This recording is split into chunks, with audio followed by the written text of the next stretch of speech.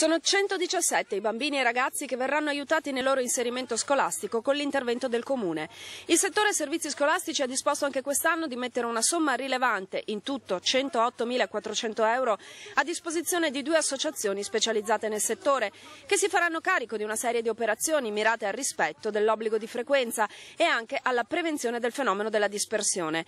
Con quei fondi dovranno favorire l'iscrizione e la frequenza dei minori Sinti e Rom, favorire le condizioni positive per l'integrazione e l'apprendimento, con operazioni di mediazione culturale e di aiuto nello studio, porre particolare attenzione anche nel responsabilizzare le famiglie degli alunni stessi, insomma, che li mandino a scuola. Le associazioni in questione sono l'Opera Nomadi e AIZO, l'associazione Zingari Oggi. La somma è rapportata al numero di alunni seguiti, spiega l'assessore alla scuola, e per quanto riguarda lo stanziamento, dice, si tratta di un'azione ordinaria che rientra nel piano esecutivo di gestione 2009, ma messa in atto ormai da moltissimi anni anche da giunte di centrodestra. Si tratta in molti casi di Rom e Sinti di seconda generazione, quindi già italiani a tutti gli effetti e prevalentemente stanziali, anche già accolti in case del comune. 70 sono alle elementari, 47 alle medie.